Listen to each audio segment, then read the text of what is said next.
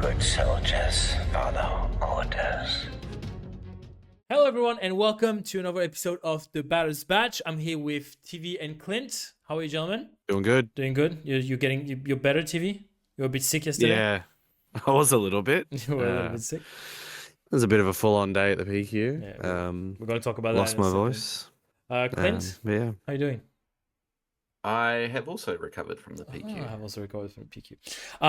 This is a nice segue because in today's episode, we're going to talk about Planetary Qualifier results, at least the ones that happened in Australia over the last couple of weeks. It is Monday night today, so we are 2 days post Sydney PQ. Brisbane PQ happened the weekend before that, so we're going to briefly go over those results, and we're going to dive a little bit deeper into our experience in Sydney because we all had different roles there throughout the day. TV was judging, I was mostly responsible for the cast and organization of the event, along with TV, and Clint played. We also will look at how the rest of the Baddest Batch competitive team went on the weekend. So, firstly, gents, let's talk about Brisbane briefly. It was a couple of weeks ago, so people in Australia have looked at the results, and we potentially made some adjustments leading into Sydney PQ following those results. Clint, you watched a fair amount of the Brisbane PQ, didn't you? I did. It was an excellent stream. Nice, yeah. Their overlay was actually really nice. The commentating was a tad low, but I think he was relatively close from the players, so I don't think he could allow his voice to carry as much. But the overlay was really good. The quality of the video was good. I did watch a couple games, but you did watch more than me. Give us a quick rundown of what happened. Australian meta is gonna Australian meta. That's my quick rundown of Brisbane. Yep. Looking at the top 8 of Brisbane, there are some surprising results in there. What was there? There was a Kid Fisto, right? So there's a Kid Fisto. So running it back from the top 8, we had Captain Rex Droid Manufactory. Yeah. The good old what's the card that the main card of this day? Unity of Purpose. That's the one. Yeah. Which I'm sure a lot of people probably had to read for the first time ever. Mm-hmm.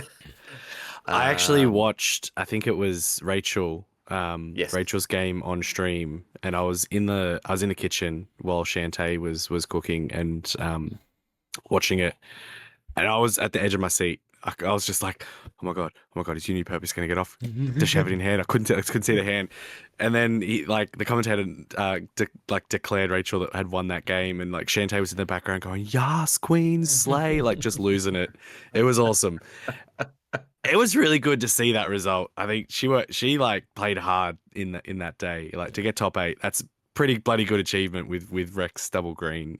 She was watching the stream on the weekend, and I went a little bit over what decks were played today. Ash from WA actually made me a little pie chart of all the decks, and I was going through it with the stream, and she commented, "Oh, no Rex, tear emoji." Did you say to her that if she got to the finals that I would have played Rex? Oh no! So it's her own fault for not actually seeing Rex on Saturday because she didn't make the finals. Why don't you take Rex at LA next week? Yeah, bring it to Adelaide. There was I did declare. There was a declaration made on the Discord. And anyway, your relief when it did not get to the finals, Clint, was palpable. Well, look. It wouldn't have done any worse than Spain. We'll come back to this. But anyway, wrap us up the top 8 in Brisbane. Number seven was our very own Fletcher from Melbourne on Kaz Tarkentown. Mm-hmm. Number 6 was Emperor Palpatine Yellow. Yeah. Number 5 was Darth Vader Jump to Lightspeed Yellow, so Space Aggro. Kylo Ren 2 Tarkentown at 4th. Another surprising entry at number 3, Kit Fisto Green Force. Number 3, wow. Number 2, Full Blown Beep, Grand Admiral Thrawn JTL Yellow. Wow. And the winning deck was Quinlan Voss Tarkentown. Yeah. And that finals was over very, very quickly because the Quinlan player, Jason, who was at Worlds with us actually, dismantled The throne. that Thrawn. Yeah. Through the That nuts. yeah, he just all the hand hate, Yeah. That's all you need. Oh, Like all the hand hate. Throne has a little bit of draw, but you gotta draw them. It's got a little bit. Yeah. If you can double draw with it, it's a really good counter to that. But the if Night you- Sisters, you need to get into it. But the, yeah, the landing shuttle as well, things like that. True, it's gotta yeah. work, And from what I understand, the Kit Fisto was on the wrong side of the bracket because he lost to the Quinlan Tarkentown. Mm, okay. Does that make sense if I look at the bracket that way? I couldn't tell you, but I know that he lost to the Quinlan Tarkentown Okay. in the top 4, Okay. which means tough that game. the Thrawn must have played the Kylo Tarkentown. Okay. Is that correct? That's correct, isn't it? Doesn't matter. It's just surprising that the Thrawn, that the Kylo Tarkentown lost to the Thrawn. It That's is a all. little bit, but this it's a Throne yellow. Yeah, you just need to survive to Legacy Run, which is turn 5. Yeah, and, the Legacy Run and will they're actually just- destroy that absolutely that dismantle Kylo it. Tarkentown deck, Yeah. won't it? Absolutely. So there's that. But yeah, like, so there's been a little bit of chatter obviously about this Kid Fisto. This Kid Fisto plays well. Since then, a few players have tried their hand at Kid Fisto at locals, including Clint, Carl. It actually runs pretty well. I took a game off me on took a game off Mahantu on Monday. Not a match, but a game. And you can tell there's something there. I just think the flip of Kit is a little bit weak, but his pay 1 to deal 2 damage to unit is actually quite strong. So I think there's room there for Kit to get way better. I think the strength is definitely on the leader side. And I don't think so. I wonder if sometimes you actually just don't want to flip Kit on 5 and you play him a little bit like a Kylo 5 deck where you're fine to delay his flip for like the kill shot or something along those lines. Yeah. you want to build a board, well, right? It's kind of go wide. yeah. You just want to have shitloads of Jedi. And he does have Saboteur. So He's got Saboteur, depending on so how you time your actions, you can actually use him for a kill shot. You can put some sabers. I know I watched you play on Monday. You're putting a bunch of sabers on him. But very similarly to what Kylo does, I felt super comfortable when I had Rivals Fall in hand. I was never worried about Kit. So the thing is, the hype around Kit is that there was this YouTube video going around of this guy that was championing Kit Green specifically, and how it was the Hantu Blue killer. I don't know. I don't understand how this deck is the Hantu Blue killer. I think it's because with the 2 damage, you can technically finish a lot of them. I 100% agree. but you got to attack with a Jedi do. first. I know. And you need to have 1 resource free, so you're playing off curve. So if you play under curve and Hantu is playing above Han gets curve, to play above curve. I don't know. I don't know. I just don't get it. Look, Maybe I'm doing something wrong with it, but I don't see how it is the Hantu Blue killer. so what's interesting, if we transition from Brisbane PQ to the Sydney PQ, a lot of these decks we didn't see on the weekend, right? Kid Fisto Green, I don't think there was one. Thrawn Yellow, I don't think there was one. Palpatine Yellow, there wasn't one. Rex, there was not. So 4 of the decks that were in the top 8, we didn't see a single one of them in Sydney. What we did see though, let's see if I have, I can find that. But first, I guess, TV, tell me a little bit about your experience on the weekend. How was it? Tell me either from maybe a judge's eye and an organization point of view. It's pretty good. I mean, there were a few judge calls, quite a few actually. There was it's a not few. like there was none, Yeah. but nothing negative, which is always good. You don't want to see like calls Yeah, I for know slow what you play and calls for people doing things incorrectly. Not many people made many mistakes. There was one rough one where The 49 cards. Yeah, Tough. it felt shit to give that penalty out, but you have Because to he do it. lost. He So lost the match on it. Card yeah, there. so get brief rundown. It was a Sabine ECL deck. Lost the first game against Han 2 Blue.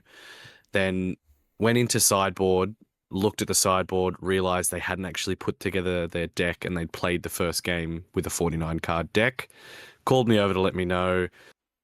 Because it's found during the rounds. It's a game loss. They'd already lost the first game, That's so the rough. Hunt 2 player technically wins 2-0. Yeah, I don't like giving stuff like that out. I do always admire, though, like people being honest about it. He called himself out. He called He himself didn't out. have to. Called himself out. Top bloke. Like, that's it. I prefer that. Like, I like when people do that. I think it just sets a good tone, a good atmosphere. It makes me feel good because I'm like, oh, cool. There's nothing shady going on. Yeah. Not that I would ever expect anything shady from him because he's a top bloke. But yeah, like, you know, it happens. It sucks that it happens. But, you know, it is what it is. A few interesting, like, interactions. Yeah. Around things that I was, you know, not always, you know, used to seeing. Some really cool ones, especially as we got into the top cut where I was calling you guys over to just be like, oi, get off stream, come watch this. Like with Julian versus James, like Julian vanquishing his own Annihilator to defeat a crate, then go through James's deck to get rid of the rest of them. Like just some really cool and interesting plays. So it was good to see. It was good. Do you want to talk about the Owen Lars play that we were talking about in that game in particular? Do you remember the Owen Lars trigger Owen, like they were towards the end of the deck? Yeah. So that's interesting. So where but towards where the end James of the game, we don't have to name, but yeah. So basically, Owen Lars was defeated, getting to a point where there was a mill possibility. he had 4 cards left. Yeah, 4 or 5, something like that. Owen Lars dies, triggers search the top blah of your deck, draw a force unit, reveal it, yada yada yada. So to avoid further mill, or at least an earlier opportunity to mill, the player failed to find a force unit. Yeah. So always good, interesting. Like because it's closed information, right? Like the opponent doesn't know that there are or aren't any force units in there, and so you are allowed to fail. So, it's more just around the question. They were. It's just you're allowed to fail. Just because you say he just failed, he found some. You just can elect to fail. Yeah. So that's okay. But that was interesting. It's good to know. I think with more and more interactions like this happening, it's a good one to know. Yeah. The other thing, I guess, from an event and a day perspective as a judge as well, our side event. Yes. Which I set up and got the guys running with as well, which was super fun. Yeah. So anyone had the opportunity as we started round 4 to drop from the event if they weren't going to make top, didn't have any chance of hitting top cut, or didn't want to play any more constructed competitive. So we ran a draft. 8 people dropped out of the tournament, elected to enlist in the side event, which was a Legends of the Force draft with top tier pricing. Sorted out by ourselves and HR, which was awesome. And did it in a way, we structured it in a fairly competitive style. So proper seating around the table based on your first matchup, so that you're not sitting next to someone that you might verse in the first round, etc. So you can't hate draft and all that shit. But also, keeping them to a kind of time-ish. I was a bit lenient. They only wanted to do best of 1. They didn't want to do full competitive best of 3. But I kept them on with some of the normal competitive structure of the actual draft event, just so they could kind of get used to it, because we know that sealed and limited PQ events are coming. People kind of have to get used to what the rules are, and it's not just your weeklies draft where we kind of just wing it and have fun. There will be competitive events. But everyone gave us great feedback on that. Everyone who dropped out said they had a great time and are glad they did. There was even, and names escape me, is it Blake or is it Adam? He was he was the guy who was like umming and ahhing, like, oh, I could Alex. make it. Alex, from that's Newcastle, right. yeah. Yes. It was a good conversation. And I think you told him, like, you know, if you stay in the PQ and you lose your next round, you're definitely not going to make the top cut. Are you going to be a bit more regretful that you didn't just dip and go into the side event? Yeah. And he said he had a great time. He did. And it was won by our local Adam, Yeah, Adam. who won the box, won the champion baddest batch mat for the event, and then won the box for the lucky door prize. That's good. He had a lot of boosters to open. He did. I guess I'll piggyback off you. You could hear them having a lot of fun. Oh, hell yeah. That was fun. From the commentators box, you could definitely tell they were having a good time. Yeah. Before we get more into the players side of things with Clint, I guess I had similar. My wife's bringing me water. Thank you. So a little bit more, I guess, from an organization and casting point of view. I was more of a bystander the whole time. I had a great time.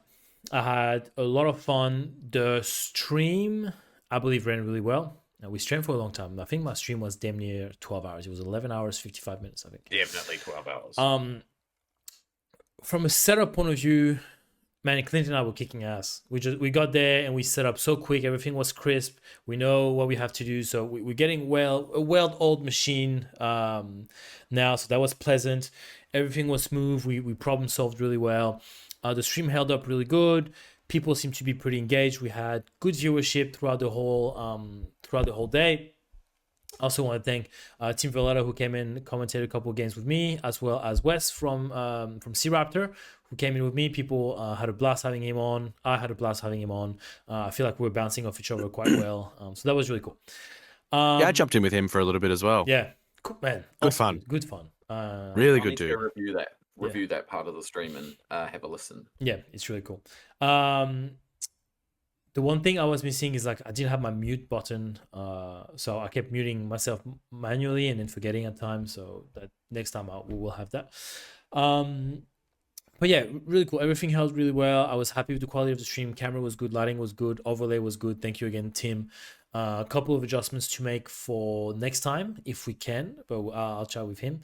But everything was cool. I was a bit tired by the end, but it is what it is. From an organization point of view, I don't know. There were some misses. I know, like I didn't. There were some misses on the communication. Oh, communication a little bit, yeah. Communication about start time, about what the side event would be, some pricing. It wasn't clear, and that's what happens when we work with people. Sometimes stuff get lost in translation. But people had a good time. I didn't speak to one person on the weekend who said, "Oh, I wish I had played this deck instead," or "I wish I had dropped," or "I shouldn't have come." This, that. Everybody had a blast, whether they were 0-3, whether they were 4-1 or 1-3, 1-3 drop. Like everybody had a good time. Like this Alex guy that I spoke to, who's from Newcastle, like he's a Newcastle local, so I see him regularly when I go up there.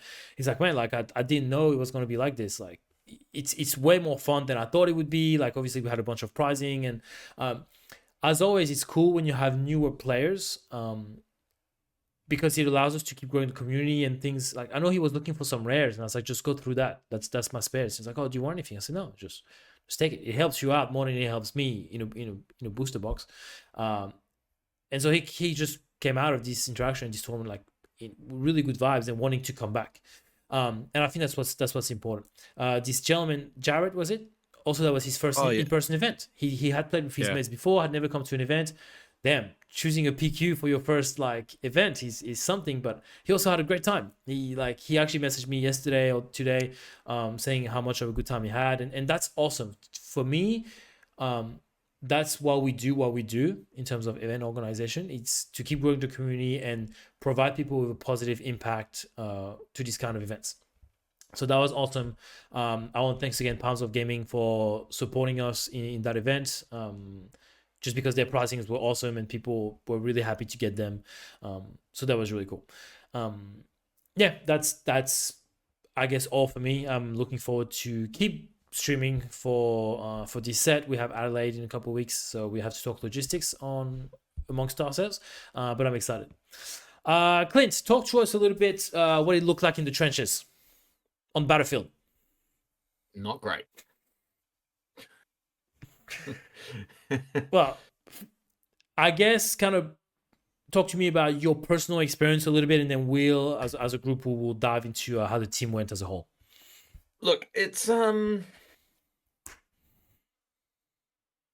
didn't know how to prepare for this, It's hard. and It's volatile.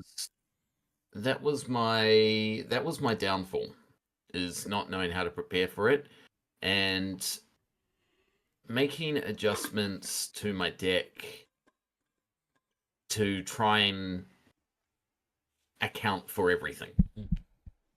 I think I called the meta somewhat correctly, that it was going to be a little bit more space heavy. Yep. There was going to be an uptick in sort of like Boba and Data Vault decks, and I adjusted accordingly. The problem was I didn't really hit any of them. You hit some random stuff a little bit. So for round one, so obviously I played Sabine ECL, and I probably made like 6 to 8 card changes to account for sort of the space aggro Data Vault meta that I thought we were going to have. Yep. I think it's important to know that we're having coffee before the PQ, and Clint tells me I had a dream. I had a dream about the MC-30 assault shuttle, whatever the name is.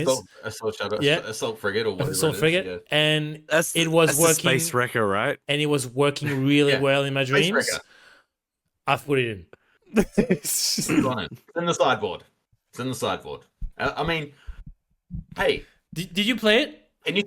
can you think of a better way to evaluate a card? It's I true. can't. It's unprecedented.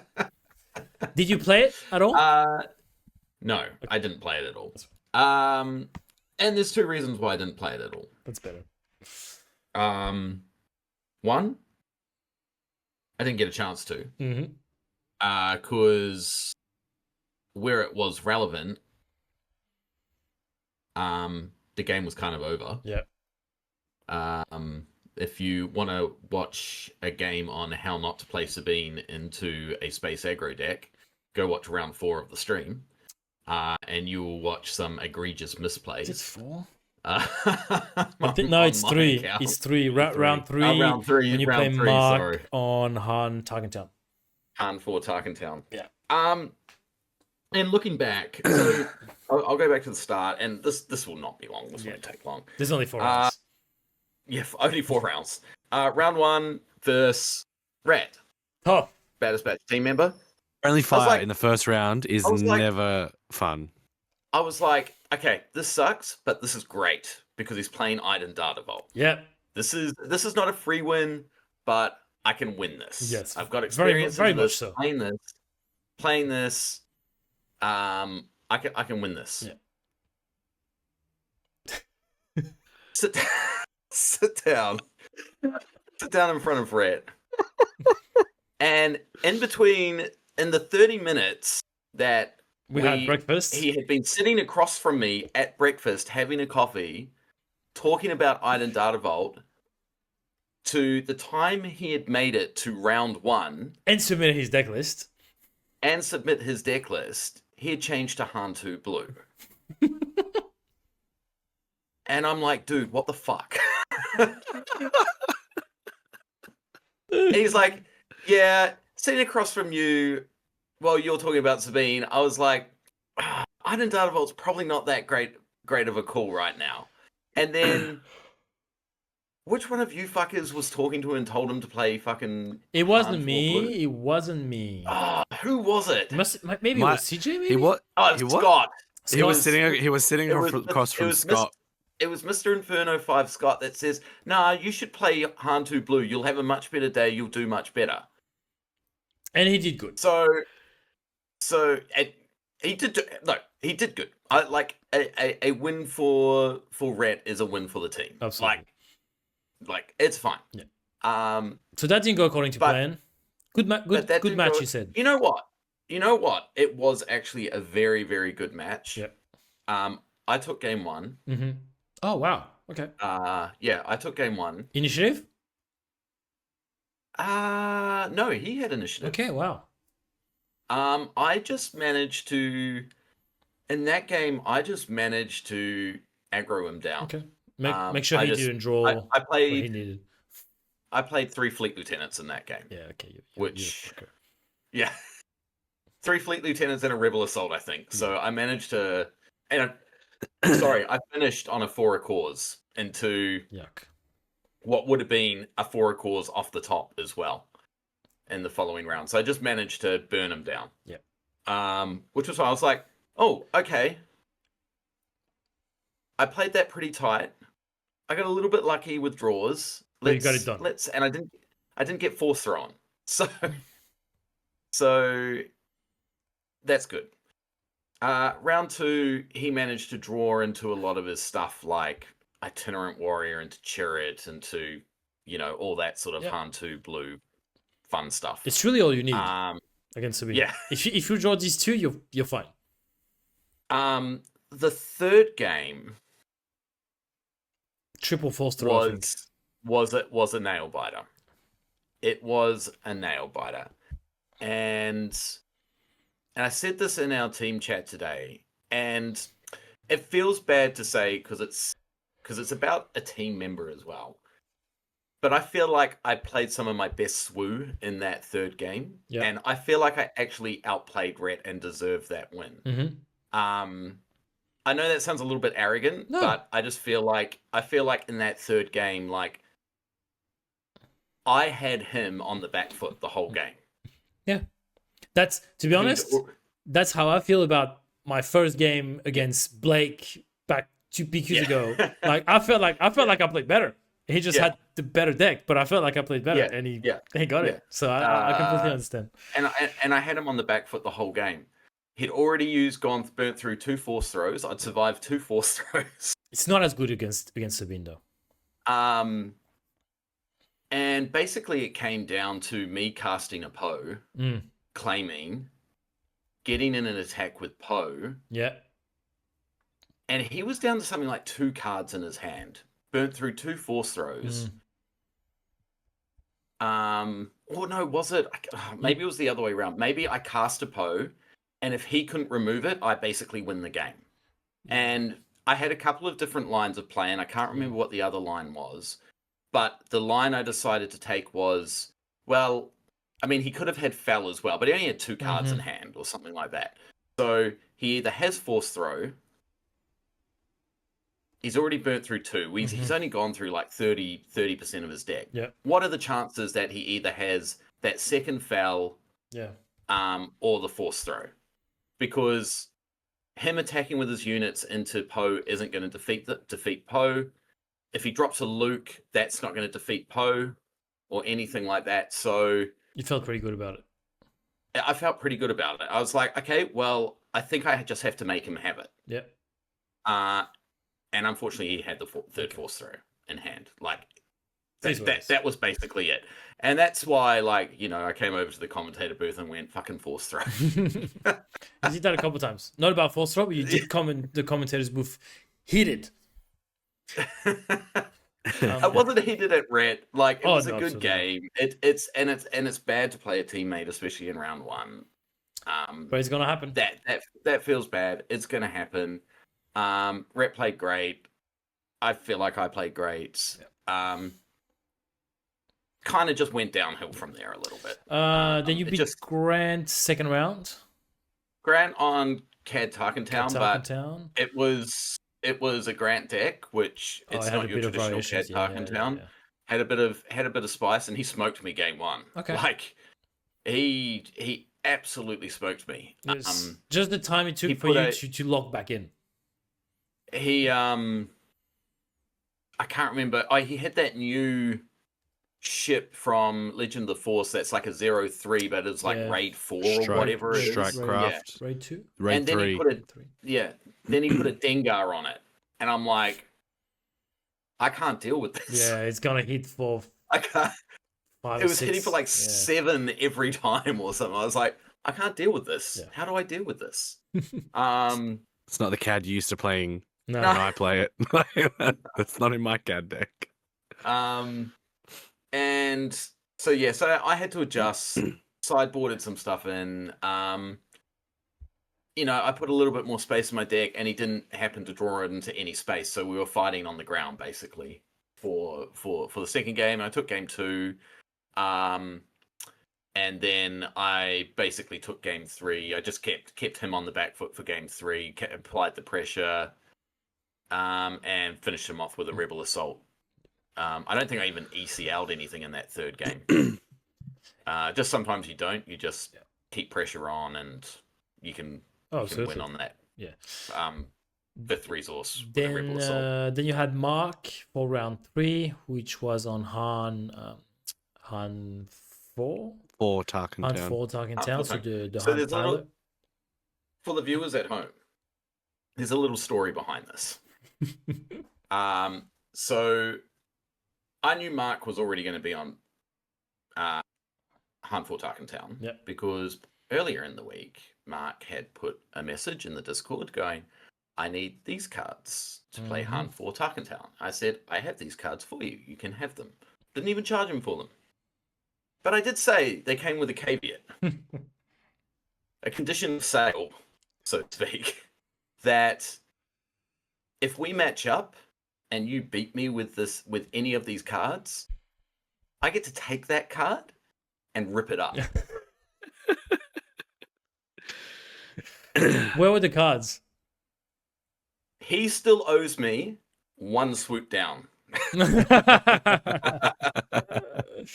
He owes me 1 swoop down to tear up. And he will never know that because he never listens to this podcast. I'll make him. I'll tag him. So 1, why is he not listening to this podcast? And 2, again, you owe me a swoop down. It was from a caster point of view, it wasn't the greatest game of SWU I've ever witnessed. Yes, you have something you want to say? I said to Tivi, do not put this game on stream because it will be boring. No, it's not that it was boring. And it will be boring. The matchup isn't supposed to be boring. It's not that it was fast. Fast, I don't mind. It gives me time to go for lunch. No, like the interactions weren't. Yeah, there was a couple of misplays just because of like. I didn't know how to play into it. Yeah, and that's okay. But it was interesting and nice. And you're saying that, but I told you round 1, you and Rhett go on stream, and you're like, that would have been way better on stream. It would have been, but you should have gone. Because the last few times I played Han 2 Blue, I've gotten absolutely trounced. This guy. my showing. No, at Worlds. I got absolutely demolished at Worlds by Han 2 Blue. The 2 Han 2 Blues I played. Yeah. It wasn't even close. It wasn't even a match. Like, it was me just sitting there with my dick in my hand going, what the fuck am I doing? I mean, what the fuck were you doing with your dick in your hand at Worlds? Exactly. You lucky that didn't kick you out. Now, that game was televised, so we can go back to it. I actually am interested in round 4. Against Quinlan? Against Vinny! Quinlan. Against Vinny, who has been playing that deck a lot, so he's not like new to it. But I'm curious as to what went wrong because we've had lots of conversations about this deck on this cast, Clinton. And usually feel good about it. Usually feel quite good about that matchup, but it didn't work. So what happened? Cliff's notes. Game 1, just going back to game 3. I got trounced. I made some really egregious round 3, misplays. you mean, right? Round 3. Yeah. I made some very egregious misplays against Mark. He deserved the win because I played like shit. That's on me. I played like absolute shit. He deserved the win. Looking back, I know how I should have. Did you look back at the game? I haven't looked back at the game. I've looked back at the plays in my head, going what I should and shouldn't have done. Yeah. Early ECLing is not the plan in that. I'd be interested for you and I to have a look at it together, probably. Because in that second game, I drew into the MC Assault Frigate. And I should have saved the ECL for that. Yeah. Which I didn't. But anyway, We will learn. moving on. Quinlan. So Quinlan Tarkentown. Okay, so half of it, I will say, I didn't actually really want to play round 4. I wanted to drop after that third round. Because you were 1-2 at the time, right? I was 1-2. Yeah. I was like, there's no way I'm making I top forced you. cut. I'd rather just go commentate. So, and then I saw that I was playing Vinny. I was like, I haven't actually I know I have played Vinny before. And he's a great guy to play against. So I was like, I'll go have a game with Vinny. It's cool. Yep. First game, he didn't slap me. I just couldn't draw into any top end. That's as simple as that. I just couldn't draw into any top end. Yep. Skill issue. Game 2, I slapped him around. Yep. Managed to curve out nicely. Mm-hmm. Get the right damage I needed for a Rebel Assault. I think in that second game he didn't even get Quinlan out. I think I had him dead to rights before Quinlan had even been deployed. I think. I know it was over very quickly. Third game, I actually misplayed. I should have ECL'd a Sundari Peacekeeper on round 2 into a Guerrilla Soldier to heal and take out the Guerrilla Soldier, and I didn't. I just played it, and he just daring raided, and he did something and managed to remove it, so I got basically no value out of the Sundari Peacekeeper, and it just put me behind. Yep. And he just ran away with the board. So, what I will say is, I think that matchup was very apparent that the changes that I'd made to the deck had lost me points in that matchup, though. But let Sabine be Sabine, right? Yeah, it's. I've looked back at the deck list today and made some changes that I feel probably would have been more appropriate for Saturday, knowing what I know now. But, you know, I definitely like the Chewbacca's. I got rid of the Chewbacca's straight away again. Everyone was raving about Chewbacca's. I'm like, okay, fine, I'll put Chewbacca's back in. I hated them all day. Yeah. They did nothing for me all day. That's the best indicator. It's whether you use the card or not. If you didn't use it and it didn't feel impactful, it's got to go. I just don't like upgrades at the moment. So I just like going wide. I'm a bit of the same. Making you answer a wide board. If you can't, I just Rebel Assault you or Fleet Lieutenant you into the ground because you can't remove everything.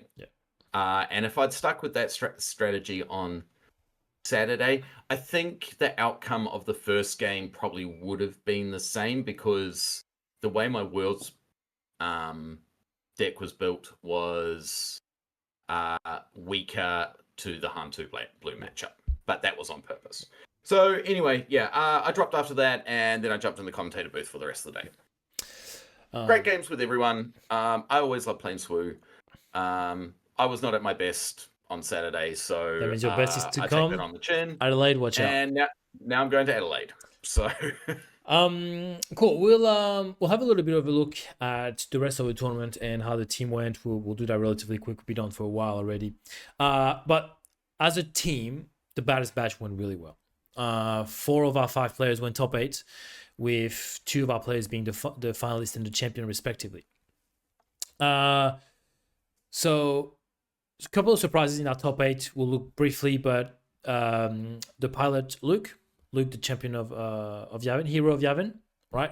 There was 2 of them that were close to top 8. One of them with Mitchell making top 8. Unfortunately, he lost his first round to Julian, who was on Iden. Yep. There was CJ, so first Baddest Batch member, ranked 7th with his Bobber 30 base green. Then 6th we had Red, that we spoke about a bit earlier. Then Toby with Han Red, Yoda Red at 5th, and then the top 4 was Mitch from Hobby Shack on his Cat Target Town. I think I speak for everyone when we say it's a little bit of a surprise, and not because for lack of skill or anything like that. It's just I wasn't expecting it. There are a few players that we are used to seeing in top fours and top 8 and things like that, and Mitch hadn't been one of them up until now. But I actually think he might be doing all right this season because he's been. Well, he did make top 4 in the Baddest Batch event last set. Was it the set 4 leaders only? Yes. I yeah. think so. So he was a bit particular. He did, but he was a bit particular. Yeah, look, he played really good. We streamed a couple of his game, made some really good plays. You can tell he's really in control of his cat deck, and that was really, really nice to watch. His game, his match, against Yoda and Inferno 5, so Scott, really, really good, really, really good match. I really recommend you go back and watch that, where if you play either of this deck, because it's really, really well played by both players. Mitch ran away in that first game. He did. He slapped Scott just obliterated Scott. Scott could do nothing. And he was right there on game 3, I think. I think game 2 he gets slapped around. Game 3 is right there. Then we have Julian with his Iden Data Vault, who played really well all day. I think he was 4-0 towards the end of the suite before a couple of IDs. Played amazing. Watched a little bit of his game against James. So Han 2 against Iden. Super laser ass blasted. He super laser ass blasted super laser ass blasted James a couple of times, yes. But yeah, really good player. I'm glad he's back on control, something that suits him better. He, full disclosure, up until Wednesday, he was sold on Han for Target Town. And then he got slapped around by literally everyone on Wednesday night and went back to control. So he did the Baddest Batch gauntlet and played all 3 of us. And lost all 3 of us. Demolished him. And so 1 and 2. 2, James with his Han 2 blue. And the big champion of the day, who else than Scott? Baddest Batch Scott, Inferno 5. Well-deserved win on his Yoda red. Obviously, if you want to watch any of these games, the James against Scott games are really, really good. So go back, watch on the stream. A miss, I think I will go as far as to say that a missed crate trigger is what cost James the title there, because he was 4 damage away from winning and he missed a trigger that was doing 4 damage. So it is what it is. He would have won that round. He would have won he would have won the whole thing. That was the last game. No, that's what I'm saying. He would have won that phase. Sorry. Yeah. Sorry. So he would have been champ if he didn't miss trigger. But it is what it is. It's a May, not a must. So always that's bridesmaid. And look, honestly, Julian and I were standing across from each other on either side. Like Julian was behind Scott, I'm behind James, and I was catching and you guys caught some as well, like mandatory triggers that didn't happen. Like there's a couple of times where James didn't give himself the force, things like that. And when he missed that 4 damage when Scott played the Kiadi Mundi, me and Julian just looked at each other, and I was behind James, so James couldn't see me, and I was just like, oh, like it hurt. We saw it and we went, is that a May? So we brought the card up on the stream. Put the on the screen. It is, and it's like, you may. Yeah. It's so crazy to me because I've never, now I'm saying that and maybe I will, but I've never forget a crate trick. My crate is on the board. I'm waiting. Look, play anything. I'm waiting. And I think what we can chalk it up to is playing for 10 hours. A massive, massive day of playing. For sure. Like the game, honestly, the game into Julian, I think exhausting. Cooked him. Yeah. To his credit, clawed it back. Like that third game was brilliant. Yeah. Like was really good. And then like fatigue. Like you got to get a good night's rest. You've got to be in the zone. Well hydrated. Well hydrated. Yeah, no hard rated when you're going into the finals match next time, Julian. James. And Julian, because Julian got it for him. Go ahead, Clint. So one thing you'll notice over the PQs this weekend, and Blake said it in our team chat today, is that the meta's slowed down and he doesn't know how to account for it. And if you watch the lengths of all these PQs over the weekend, they have all gone for 2 to 3 hours longer than what they normally should. They've been like going past midnight. Yeah, it's not good for us. Because that's how slow that's how the meta has slowed down that much that these events are going for longer than 10 hours now. We might have to reconsider our decision about the 1 day trip for Canberra. It's a possibility. That's actually a valid point. And as a side point, Tim Valletta might be coming as well. So okay. Is he traveling for work? so we might. Yes, so he'll okay. probably come down with us. So we might as well just get a. Hey, we room for the might night. go to Capital and It will not be. Hey, no, we won't have time. We'll have to go Friday then. I don't want to go Friday. we'll figure No, it out. I can't stay Sunday now anyway because the kids have you got a soccer event. But so. Clint and I might. But we'll discuss it. But anyway, yeah. But great day overall. Really satisfied. It was heaps of fun. Really satisfied. It was event. So before we go too heavily down everything, I think like what we need to just reiterate, it was a fantastic day. I do not know anyone that had a shit time. Give me a second. Clint, can you get rid of your screen share, please? Are we going to do, while we're doing this, are we going to do questions as well? Podcast questions? We should do a couple. Okay, because TV was texting me to hurry along. I know, but that's what I'm saying. While we took the break, I was like, "Are we going to go through podcast questions?" We should. Okay. Yeah. So we're not going to beat this dead horse anymore. But the event was awesome. Yeah. Everyone who came, no one came and said, "Oh, I mean, not that everyone came." Yeah. Not that I think anyone would come just to go, "This was shit, you need to do better." But we do open the door for that kind of feedback because we do want to know what we can do better. Of course. I think it's important, like if you want SWU to continue, people need to start coming to more events. Like these PQs have to pick up the numbers. 37, Sydney. 40 went to Brisbane. Be better. Like, come on. You got to get there. And we'll help. You know, if a store's wanting to run an event and do, team up with HR like what we did last time, just gone, we're more than happy to do it. But, like the standalone event that we had to cancel, like it's a bit of an elephant in the room. Mm-hmm. By the time we got to cancelling it, what was it, like a week or 2 weeks out? We'd sold 7 tickets. And not to, oh, woe is us, we have to cancel our event, but like it's a financial risk for us if we don't know like that we're going to get X amount of people to make it cost us nothing. We're not a store. We can't just write things off. We have to get pricing ahead of time. We have to get stock ahead of time. So for us, it's a little bit different. This costs, and it's money out of our pockets. Yeah, we don't get to write it off as tax deductibles. We don't have a store that we're paying rent for anyway. Like we have to go hire a venue. So we are going to reevaluate what our events look like moving forward. Whether we do, if it's just going to be more 1 dayers, which after this one, it's hard to argue that a 1 day with a side event is not a winner. It's a discussion for another day. Before we move on to some Discord questions, we pulled this. Hey. Yeah, we had a box of Twilight left over and we cracked it on stream. And I must admit, this is a nice looking showcase. It's a good looking showcase. I cracked the Snoke out of a Carbonite pack as well, and I just realized that was the first showcase I pulled the set. Hey! The Snoke showcase. Of my own little hands. Pulling buying packs. It's the first one I pulled the set. We are way too deep into the set for me to be only pulling my first showcase. I pulled one, and way too deep in your Carbonite expense as well. Yeah. That is also true. That part is very true. I pulled the Revan for TV.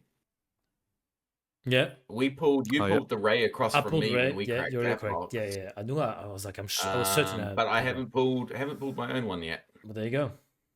So if you're we'll most likely be moving on from this mall, just because we have a lot of Baddest Batch expenses. So if you're interested, hit us up. It's on the market. Now, Discord questions. Clint, do you have them on hand by any chance? Ooh, TV, do you have them on hand? Let me find them. You do? Now. Okay. I have them. Hit me. All right. Well, I mean, look, the first one we can't ignore is from Tim Valletta. How do I become as handsome as Tebow? I knew it was going to be some bullshit. As soon as you said Tim Valletta, I was like, it's going to be some bullshit. I don't know. He has that question. He also does have a legit question. Okay. But his legit question is, how did you guys get started in SWU? Oh, wowzers. I'll go first. Go ahead. Mine's Go. pretty easy. I played Destiny, and I loved Destiny. FFG create great games, and I never really played any. I was waiting. I knew that once FFG cancelled Destiny, they would be making a trading card game Yep. because Stands to there is reason. no They way have the rights. they have the rights. There is no way that they would have this license and not do anything. Took a little bit longer than I thought it was going to. COVID. There was actually a Gen Con. The Gen Con prior to when it was announced, I could have sworn that they were going to announce SWU at that specific Gen Con. Yeah. But they didn't. And so yeah, that's how I got back into SWU. I actually thought a lot of the old Destiny guys would have gotten back into SWU. They haven't. Dave Cave Dave. Yeah. I met him through Destiny. So that's why we are very familiar with each other. As well as Blake Moody, the 2-time National Destiny champion. And Blake Moody, yes, Blake and I used to do a podcast for Destiny together. And I know Aaron through Destiny. Aaron from I know all the Perth boys from Destiny. So yeah, that's how I got into SWU, and I haven't stopped since. I guess me, it's man, I don't remember how I first heard about the game, but there is this French board game channel that I used to watch a lot, and they get commissioned to basically promote a lot of games and card games and things like that. And they had gone to the Asmodee, I think, office back in France or in London or whatever to test the game ahead of time, along with a lot of other content creators. And I remember them saying that it was going to be great, that it was going to be good, and I kind of looked into it a little bit. I was pretty keen to pre-order, and I'm pretty sure I did. I remember people being a bit skeptical about the art of the cards and stuff like that early on, but I was pretty keen on it. So yeah, like that's. I don't know. It was my first TCG. I was interested. I think the game, I had seen some gameplay. The game looked really good. It legitimately looked really good. Yeah, just bought a couple of boxes. I started playing with my wife, actually. The starter decks, and I had a great time. My wife is actually pretty good. And then, yeah, and that's, it was hard to find places to play at the start. And Clint and I actually met at Maroubra, first game, I think. Maroubra, was it? It was Maroubra, in the old store. The old Maroubra store. Yeah, I remember. Like there was only 5 of us. Maybe it was hard to find stock. We were just getting by how we could. Back then, you basically had monopoly of selling everything. I did. You were buying heaps of stock and you were reselling a bunch of cards. You want a Vader? Come see me. You want a Vigilance? Come see me. Definitely scaled back on that. Exactly. So that's kind of how I got into it. And I got into it via some friends at my local Good Games back when that was the main local. So very own Colin from the OP brought the game in one day. I was doing like some demos, and me and my friend Dean, we sat down, had a demo game. I'd never been into TCGs before. Like I played Destiny, but really just like kitchen table Destiny with mates. Bought quite a few boxes, cracked some stuff. I've still got everything here actually. Hoarding, that's unlike you. Yeah, all right. Yeah, and like I said, first ever TCG really, and it plays nice. It's Star Wars. I'm mid-30s, man. I love Star Wars. So, and yeah, have not looked back clearly. What else you got? All right. Next question. When rotation happens, what cards would you like to see reprinted for set 7 to stay in rotation? That comes from Rowan from Canberra. Go on, Clint. Just say it now. It's going to be hard for you. Can't be a leader. No, I can't be a leader. Yep. Force throw. No, Not for me. Rebel Assault. I think Rebel Assault is a good, fair aggro card. It's not an unfair card. I don't hate that, actually. I think I agree with you. I think I want them to give you a Rebel Assault, but for something else. Republic Assault, just to go make you play something else. I don't want you to play Rebels again. No. But to be fair, they should have done something for Jedi's. Like they should have done something like that for an aggressive Jedi deck or It's something. good enough like it's good enough for now. Yeah, it's pretty good. Jedi's pretty good at the moment. Doesn't need it right now. This is true. This is No, true. but it would have been in green or something like that, not fucking Han 2 blue bullshit. Whoa. Rebel No, Assault. Rebel Assault. I think it's a fair aggro card. It T-Bone? does what it does on the box. To me, man, I think it's one of the double aspects. I think, like maybe cunning. I think so. Like it's not really played anymore, but it's a good card. Yeah, no. Like I was thinking vigilance, but to me, I would love. And again, they're not even cards I play. Like I don't play vigilance that much. If vigilance was meal 4 or meal 5, I think it would be a more fair card. I think meal 6 is a bit too much. But I think vigilance is good for aggro, for control decks. I don't know. Cunning used to be a menace. Now you don't really play it anymore, but it's a great card. Like I don't know. So the double aspects are good. The fact that Tivy cringed to that. Yeah, I mean, look, tells me everything I need to know about that response. it's more the cunning. Vigilance, fucking cracked card. It's so good. It's the best one. It's too good. That's why I didn't pick that because I don't want that to be back fair, like this. fair. The fact that people will play vigilance for 6 just tells you how cracked it Tells is. you, yeah. For me, it is Palp's Return. Disgusting. Fuck off. As out of all the cards, I like what it does. I don't think it does anything that's, it's not an Avenger, it's not a Devastator, it's not a yucky destroy the world card. I think it's just, play something. It's literally from your graveyard. It's literally as yuck as all these things because you just use it to get these things back earlier. So it's. But I'm not asking for new Avengers and new Devastators and new Vaders. There will be. And new Mauls. I just like being able to interact with the discard pile. I think that's cool. If I was selfish, it would be Luke.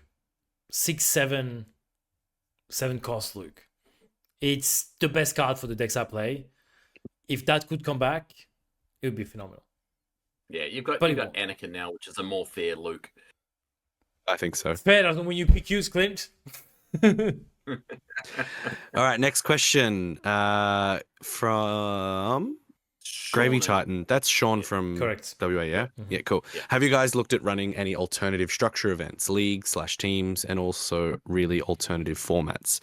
I will jump in because we have talked about two things. Many things. Twin Suns events. Yeah, we have. Is something we have talked about, much to Clint's chagrin. But also the team event where we saw that format was the Emperor format, which we are playing in Perth. Well, yeah, we are playing the teams event, but we're not playing the Emperor. We're not playing Emperor. Event. I thought we were playing Emperor. No. It's a unified deck structure team event. Oh, yes, true.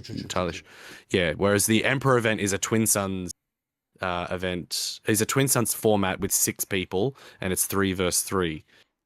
3 sit across from each other, and there's like an Emperor in the middle with his generals to the side, and each general can only interact with his Emperor and the general next to him until that player is eliminated. Yeah. And I think it's an alternative Magic format that we saw someone was like, you could do this for SWU and it'd be really sick. And me and Tebow, we love Twin Suns, and we do convince Clint to play with us sometimes. And it's good fun. It looks like a lot of fun. I don't like politics, so I'm not very good at the politics thing. That's why I don't have a good time. But I think you'll be better at this because we're on your side. Yeah. It's us against them. Yeah. It's us against them. So it's not just you against, trying to not trust us to be dodgy when we're dodgy every single time. Yeah. You can trust us. Burnt. Always. I always get burnt. And you believe us every time. I know. I'm dumb. I'm an idiot. CJ asks, should the game consider doing limits on cards and not just suspensions due to the differing opinions on what needs to / doesn't need to change? I don't mind think that. so. I don't mind it. So I disagree because FFG have tried this before and it just got way too confusing. I can see that. I feel like it would get complicated, right? Like I'm happy them to just go, no, this card does things it shouldn't do. Get rid of it. Yeah. That's what it says on the box. Yeah. Because when you get new players coming going, oh, this card's really cool, and they build the deck around and come to an event, and then they go, oh, yeah, it doesn't work that way. Like, it's been errated, doesn't cost that. Yeah, errata is And messy. Then, yeah. So yeah, I think then like not everyone is like us that follows everything that goes on. of course. You know, you're going to look. Sydney is a very casual environment for this game. Not everyone is going to know that there's I'm only allowed one of this card in Agreed. my deck Unless as opposed to the 3. I will say one thing, unless it says on the card. Very similar to the Vulture Droid, which says you can have up to 15 of it. I mean, If a card says you may only have one copy of this card in hand, then I think that might be a way to sneak in some really good cards. Like Super Laser Blast, for example, should only be just one. Yeah, why can you keep Super Laser Blasting the same event? Why? It's a Super Laser Blast. You've got rid of everything. It's enough. The same reason you can fill for a cause I believe in twice. There's only one cause that you believe in. You can't believe in 2 causes. I believe in multiple causes. I'll bet. So yeah, I don't know. I changed my answer. I want that card reprinted. We've got more in the thing, but let's CJ tried to convince me that card's broken, but whatever. We'll keep that for next time. We've got lots of questions. I do want one more that we'll end on. From John in Wollongong, which I think is a really good one. What leaders did you really hope would be stronger in the game but haven't made any impact? Oh, Clint, you can start. Come on.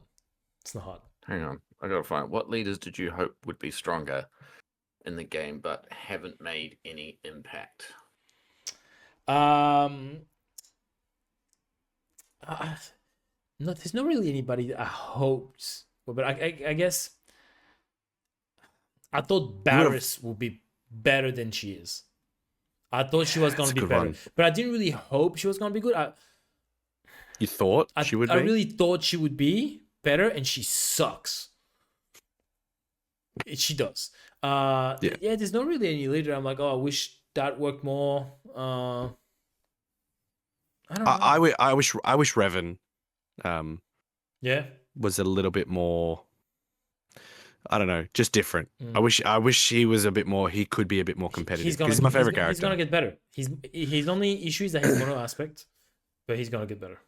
Well, the thing is, cards are going to rotate. Yeah. So we're going to lose a huge pool of cards. I think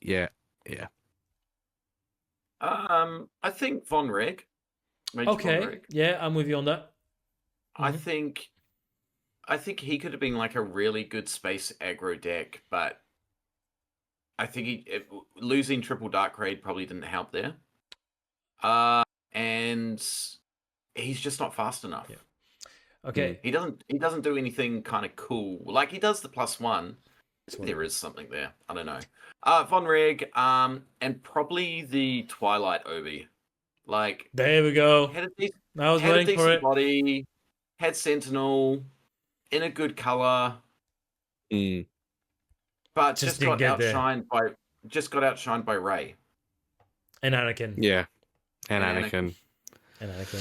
Okay, I have a new one. It's Kaz. I hope Kaz was better. I thought Kaz was going to be the bomb. It's a decent it's a decent leader. It's a good leader. It can win you games for sure. I thought it was going to be the bomb when it was coming out. And I could see the synergies in my head. I was like, okay, you're going to play me with this card and you're going to play with this. That's going to do this. Gonna do that. I thought it was going to be so good. The problem with aggro decks is our line in the sand is Sabine. And because Sabine has a great mid-game, none of these other aggro decks can compare. There's no point playing them. You might as well just play Sabine because you have a great early game. And then if you do get sort of, delayed a bit, you still have a great mid-game. I think Cal's going to be really good once rotation hits. Cal Kestis. As an aggro deck. 4 health bar. That's going to say, I played against it today. It's not just the 4, it's the 3 attack as well. 3/4. Yeah, but we're talking about like against all these set 1, set 2, set 3 cards Very true. and all that sort of stuff. We're gonna I know. the game's gonna be at a different power level Yeah. come 6 months time. Maybe. I would add Chancellor Palpatine. Oh yeah, really good one. Flippy Palp. Yeah, it's such a deficit to not have a deployable leader, But he's really cool. and he is so fun. He really is. So yeah. All right, gentlemen, that'll be plenty for today. We talked mucho shit as we always do, but it was a pleasure having you, gentlemen. This will come out shortly. We might film some games during the week. We should film some games. We will film some games. Next time we'll be streaming will be the Adelaide PQ. Which the two of you will be playing at. I will be staying home casting and commentating. And then after Hopefully one of us will come back a PQ winner. I have no doubt about this because there's the two of you, there's James, there's Scott, there's CJ. Correct? Yes. And by the Tuesday before the PQ, there should be Blake Moody as well. Yeah. All right, gentlemen. Thanks for being here. And guys, as always, remember, good soldiers follow orders. Deuces. Bye.